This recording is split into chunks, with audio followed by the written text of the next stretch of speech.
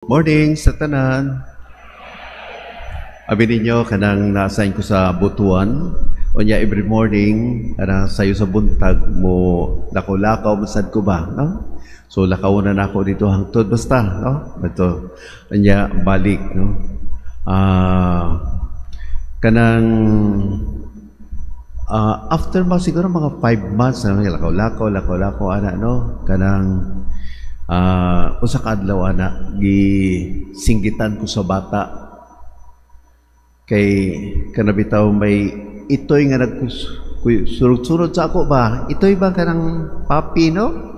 Surod-surod siya, gisinggitan niya kasama, huy, ingon siya kanang ayaw kawatan nga mong itoy ha, kawatan ka baya, hala nung saan bataaw magiing naman kong kawatan nga di man tayo mangawat. Unsa pa ako ikawat do? Wa ko mangawat to Di man ako kawat yung itoy. Nga dili lang.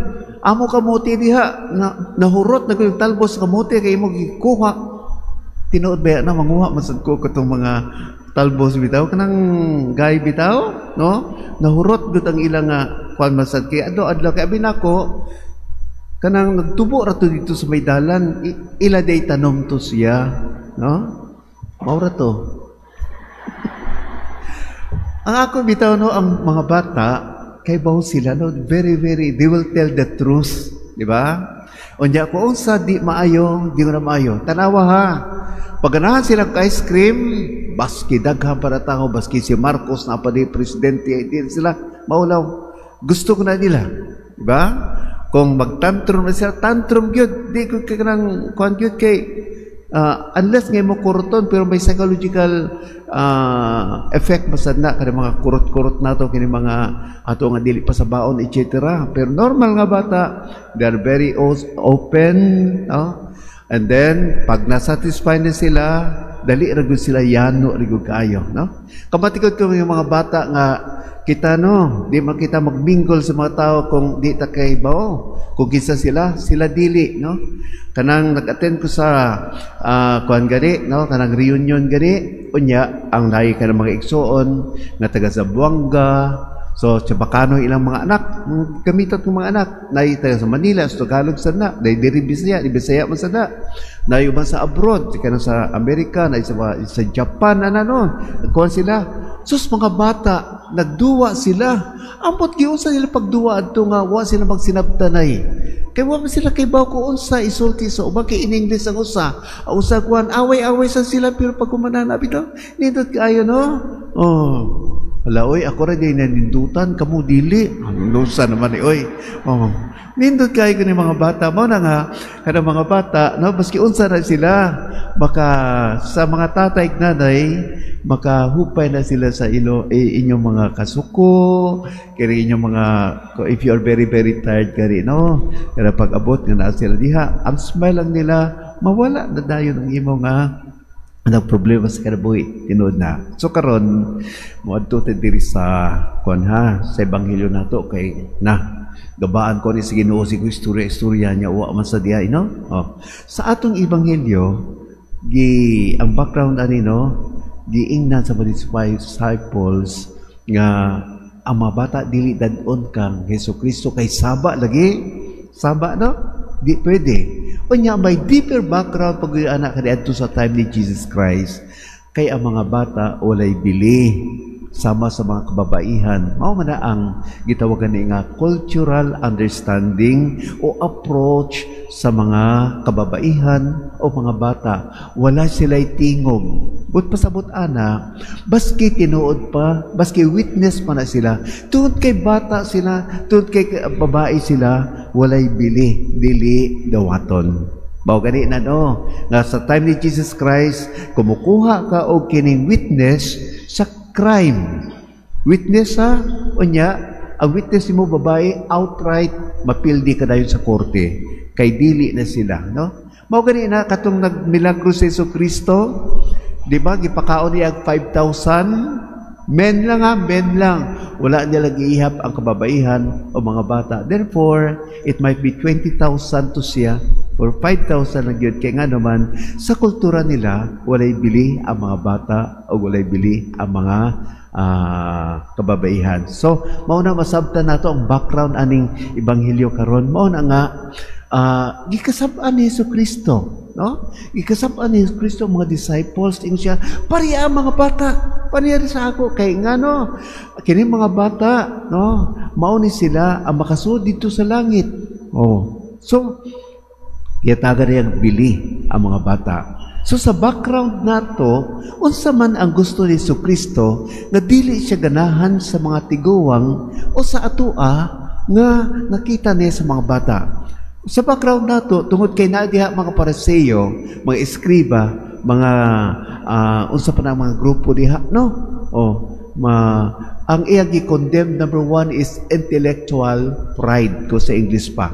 O sa may intellectual pride, ining-ani ba nga ang Dios murag wa nato giila tungod kay nakikitay mga panghuna-una, no? Sama for example, na kay trabaho, na kay kuan, so ako mani nga huna-una, nagnegosyo ka, nagtinda kay anak niya, nanindos tanan, ako mani huna-una. Ako man nga kwan. Ako, di ganahan ng Ginoo. Kay sa tinuod lang yun, ang tanan-tanan, baski sa atong paglihok, sa atong isulti, tanan-tanan, iyan na sa Espiritu Santo, iyan na sa Ginoo nga gihatag sa tua.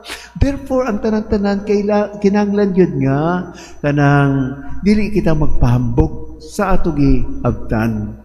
Pero, mao gani na, because of intellectual pride, kanang testingan kita sa Ginoo. Remember ang Ginoo dili mo tintal ka nato kundi testingan kita. Test lang siya. There will be time in our life na maging empty kita tanan. Ang ato nga kinipanghuna-huna kanang bitaw murag mawa, mao na gani kanusay mga-apply kita sa mga trabaho, paski unsaw di kita madawat. Kana sobra naman ang ato nga paningkamot bitaw. Citra, no? Nga kanusahay, testing nga kita nga wala gyud, no? Wala gyud tanan. Ayaw kahadlok. Tungod kay ibalik lang kita sa Ginoo sa atong pwesto. Kay ngano, kung magpataas gani kita, remember ko na, no? Pataas gani kita, iupos kita sa Ginoo. Mao gani na warning na sa atong simbahan. Kung naa gani may magpataas ang simbahan, di na gani magpaubos, ipaubos ko na sa Ginoo. Whether we like it or not, God will humble us whether we like it or not. Basta magpataas kita. So para na sa tua, basi kami mga pari, mauna nga ako ang amo nga kwan nga learnings ba. Mauna amo ka ng sa Ginoo na nga di ko kita magpataas kay ngano ang Ginoo mismo magpaubos kanato. Karon, kung ining ana may tabo sa atong kinabuhi nga paubos kita sa Ginoo, musabit lang kita. Mao na ang second nga gusto sa atong Ginoo din sa ebanghelyo, that will be open. Openness. Ang mga bata open man na sila. Kung makapaminaw sila, i-explain sa ilang nanay, ining ana, no? Maminaw man na sila. Unya makalimot dayon. Ana gusto sa Ginoo. Okay? So kung may tabo sa ato kinabuhi, ngayon ana no, gimuragi gikuang kita ba? Kadusay gaing sa hatsos gikarba naman ko ani, muragi gaba-gabaan mako ana no. Ana siya kanang gusto na sa Ginoo nga hatagan kita og lesson. Be open lang. Anya balik ka sa Ginoo, be trustful na gud sa iya. Salig sa iya. Usab and let's start all over again. And like nimo, mag-start all over again.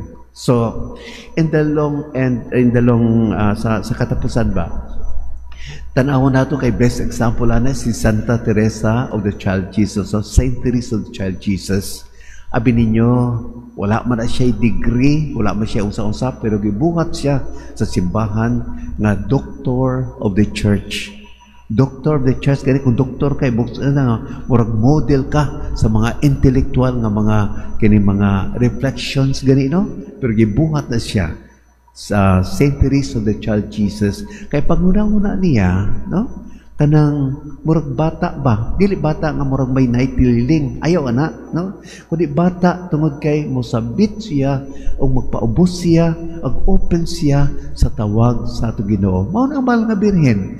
Open siya, very humble siya, tanan-tanan nga gusto sa ato Ginoo, iya sundon. So, dili siya mapatason, kundi magpaubos siya permi, unya iyang buhaton ang kagustuhan sa ato Ginoo, no?